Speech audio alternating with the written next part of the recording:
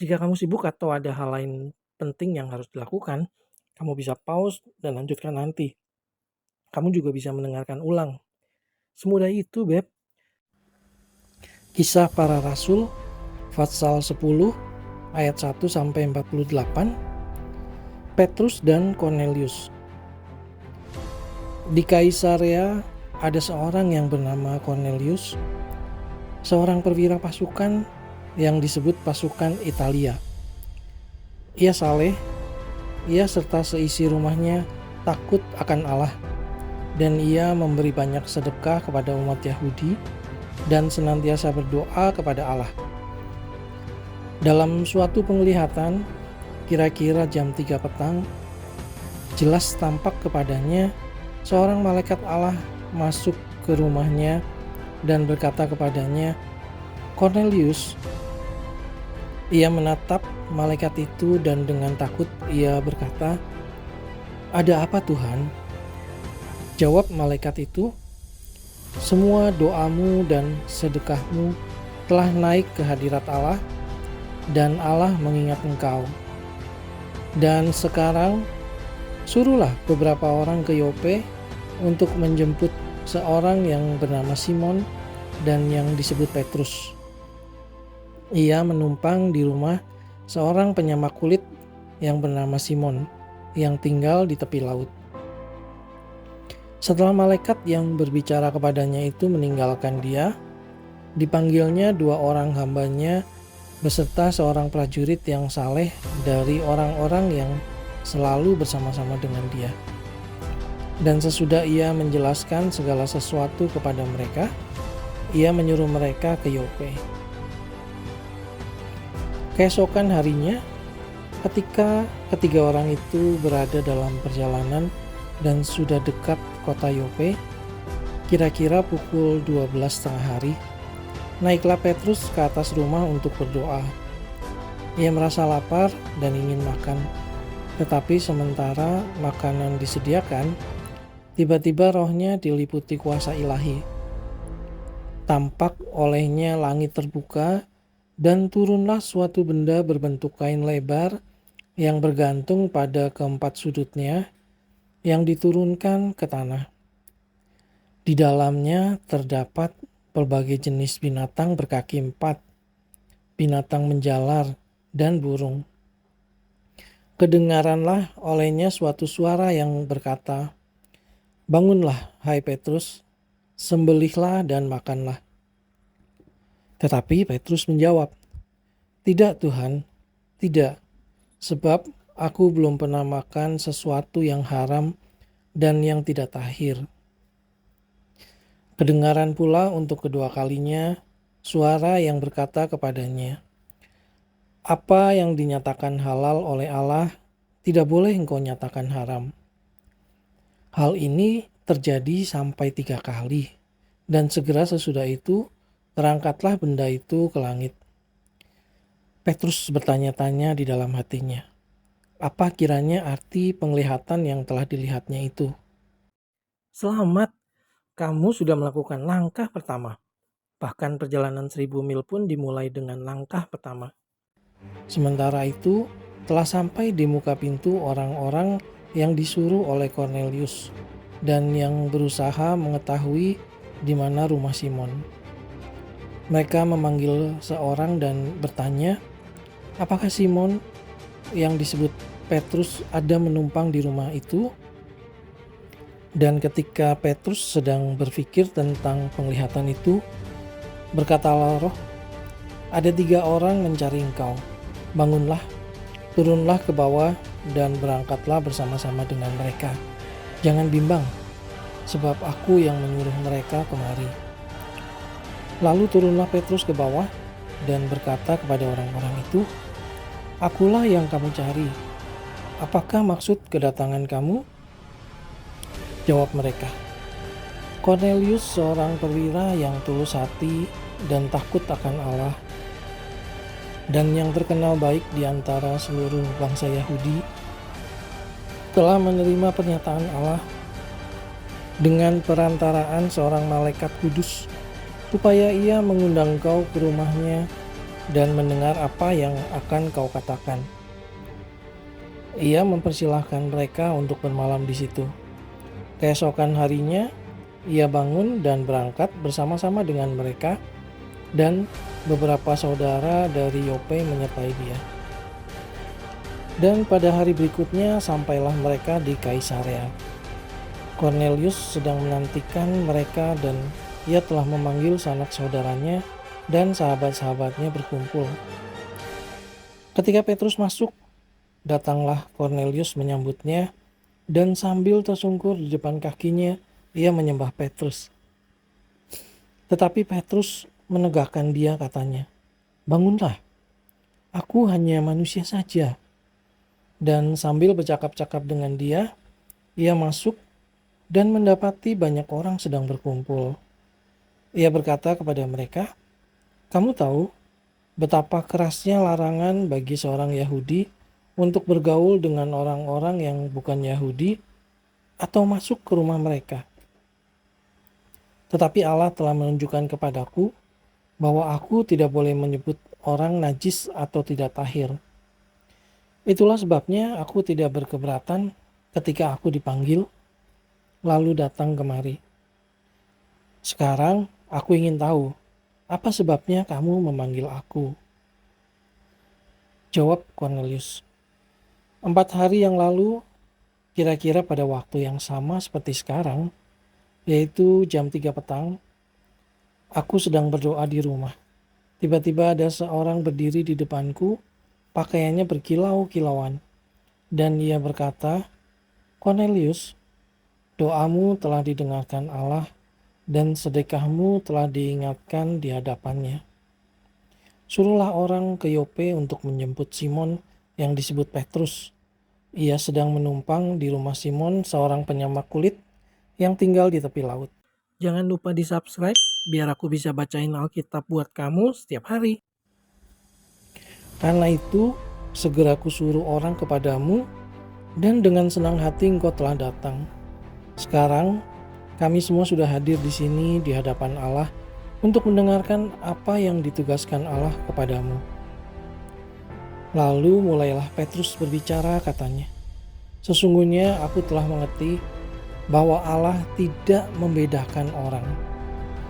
Setiap orang dari bangsa manapun yang takut akan Dia dan yang mengamalkan kebenaran berkenan kepadanya." Itulah firman yang ia suruh sampaikan kepada orang-orang Israel, yaitu firman yang memberitakan damai sejahtera oleh Yesus Kristus, yang adalah Tuhan dari semua orang. Kamu tahu tentang segala sesuatu yang terjadi di seluruh tanah Yudea, mulai dari Galilea sesudah baptisan yang diberitakan oleh Yohanes, yaitu tentang Yesus dari Nazaret. Bagaimana Allah mengurapi dia dengan Roh Kudus dan kuat kuasa. Dia yang berjalan berkeliling sambil berbuat baik dan menyembuhkan semua orang yang dikuasai iblis, sebab Allah menyertai dia. Dan kami adalah saksi dari segala sesuatu yang diperbuatnya di tanah Yudea maupun di Yerusalem. Dan mereka telah membunuh dia dan menggantung dia pada kayu salib. Yesus itu telah dibangkitkan Allah pada hari yang ketiga, dan Allah berkenan bahwa ia menampakkan diri bukan kepada seluruh bangsa, tetapi kepada saksi-saksi yang sebelumnya telah ditunjuk oleh Allah, yaitu kepada kami yang telah makan dan minum bersama-sama dengan dia setelah ia bangkit dari antara orang mati. Dan ia telah menugaskan kami memberitakan kepada seluruh bangsa dan bersaksi bahwa Dialah yang ditentukan Allah menjadi hakim atas orang-orang hidup dan orang-orang mati. Tentang Dialah semua nabi bersaksi bahwa barang siapa percaya kepadanya, ia akan mendapat pengampunan dosa oleh karena namanya. Ketika Petrus sedang berkata demikian, turunlah Roh Kudus ke atas semua orang yang mendengarkan pemberitaan itu. Dan semua orang percaya dari golongan bersunat yang menyertai Petrus tercengang-cengang karena melihat bahwa karunia Roh Kudus dicurahkan ke atas bangsa-bangsa lain juga. Sebab mereka mendengar orang-orang itu berkata-kata dalam bahasa roh dan memuliakan Allah. Lalu kata Petrus, "Bolehkah orang mencegah untuk membaptis orang-orang ini dengan air, sedangkan mereka telah menerima Roh Kudus sama seperti kita?" Lalu ia menyuruh mereka dibaptis dalam nama Yesus Kristus. Kemudian mereka meminta Petrus supaya ia tinggal beberapa hari lagi bersama-sama dengan mereka. 85-86 ayat sehari. Selesai dengar Alkitab dalam 1 tahun? Kamu bisa. Kita pasti bisa. Kisah Para Rasul pasal 11 ayat 1-18. Petrus mempertanggungjawabkan baptisan Cornelius di Yerusalem. Rasul-rasul dan saudara-saudara di Yudea mendengar bahwa bangsa-bangsa lain juga menerima firman Allah. Ketika Petrus tiba di Yerusalem, orang-orang dari golongan yang bersunat berselisih pendapat dengan dia. Kata mereka, "Engkau telah masuk ke rumah orang-orang yang tidak bersunat dan makan bersama-sama dengan mereka." Tetapi Petrus menjelaskan segala sesuatu berturut-turut katanya, "Aku sedang berdoa di kota Yope. Tiba-tiba rohku diliputi kuasa ilahi dan aku melihat suatu penglihatan, suatu benda berbentuk kain lebar yang bergantung pada keempat sudutnya diturunkan dari langit sampai di depanku. Aku menatapnya dan di dalamnya aku lihat segala jenis binatang berkaki 4 dan binatang liar dan binatang menjalar dan burung-burung. Lalu aku mendengar suara berkata kepadaku, 'Bangunlah hai Petrus, sembelihlah dan makanlah.'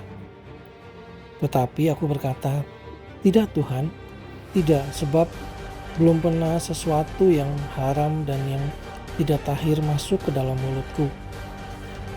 Akan tetapi untuk kedua kalinya suara dari surga berkata kepadaku, 'Apa yang dinyatakan halal oleh Allah, tidak boleh engkau nyatakan haram.'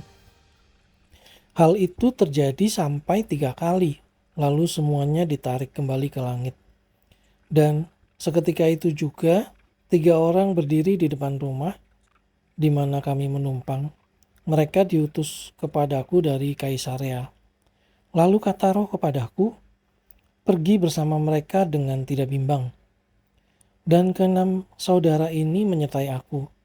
Kami masuk ke dalam rumah orang itu, dan ia menceritakan kepada kami bagaimana ia melihat seorang malaikat berdiri di dalam rumahnya dan berkata kepadanya, 'Suruhlah orang ke Yope untuk menjemput Simon yang disebut Petrus. Ia akan menyampaikan suatu berita kepada kamu yang akan mendatangkan keselamatan bagimu dan bagi seluruh isi rumahmu.' Dan ketika aku mulai berbicara, turunlah Roh Kudus ke atas mereka, sama seperti dahulu ke atas kita.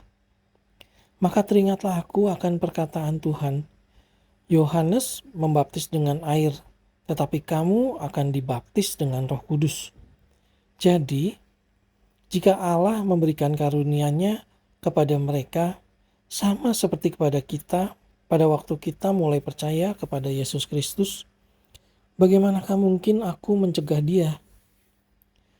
Ketika mereka mendengar hal itu, mereka menjadi tenang, lalu memuliakan Allah, katanya, "Jadi kepada bangsa-bangsa lain juga Allah mengaruniakan pertobatan yang memimpin kepada hidup." Kisah Para Rasul pasal 11 ayat 19-30. Barnabas dan Saulus ke Antiokhia. Sementara itu banyak saudara-saudara telah tersebar karena penganiayaan yang timbul sesudah Stefanus dihukum mati. Mereka tersebar sampai ke Fenisia, Siprus, dan Antiokhia. Namun, mereka memberitakan Injil kepada orang Yahudi saja. Akan tetapi di antara mereka ada beberapa orang Siprus dan orang Kirene yang tiba di Antiokhia dan berkata-kata juga kepada orang-orang Yunani dan memberitakan Injil bahwa Yesus adalah Tuhan. Dan tangan Tuhan menyertai mereka dan sejumlah besar orang menjadi percaya dan berbalik kepada Tuhan. Maka sampailah kabar tentang mereka itu kepada jemaat di Yerusalem. Lalu jemaat itu mengutus Barnabas ke Antiokhia. Setelah Barnabas datang dan melihat kasih karunia Allah, bersukacitalah ia. Ia menasihati mereka supaya mereka semua tetap setia kepada Tuhan. Karena Barnabas adalah orang baik, penuh dengan Roh Kudus dan iman. Sejumlah orang dibawa kepada Tuhan. Lalu pergilah Barnabas ke Tarsus untuk mencari Saulus, dan setelah bertemu dengan dia, ia membawanya ke Antiokhia. Mereka tinggal bersama-sama dengan jemaat itu 1 tahun lamanya, sambil mengajar banyak orang. Di Antiokhia murid-murid itu untuk pertama kalinya disebut Kristen. Pada waktu itu, datanglah beberapa nabi dari Yerusalem ke Antiokhia. Seorang dari mereka yang bernama Agabus bangkit dan oleh kuasa roh ia mengatakan bahwa seluruh dunia akan ditimpa bahaya kelaparan yang besar. Hal itu terjadi juga pada zaman Claudius. Lalu murid-murid memutuskan untuk mengumpulkan suatu sumbangan sesuai dengan kemampuan mereka masing-masing dan mengirimkannya kepada saudara-saudara yang diam di Yudea. Hal itu mereka lakukan juga dan mereka mengirimkannya kepada penatua-penatua dengan perantaraan Barnabas dan Saulus. Sampai ketemu besok ya. Aku bacain kamu lagi ayat berikutnya. Kalau kamu baru menemukan channel ini, kamu bisa mulai dari hari ini. Dan pada tanggal yang sama dengan hari ini, di tahun depan, kamu sudah tamat mendengarkan semua ayat Alkitab lengkap. Ide hebat bukan? Ayo tunggu apa lagi? Tekan tombol subscribe-nya sekarang.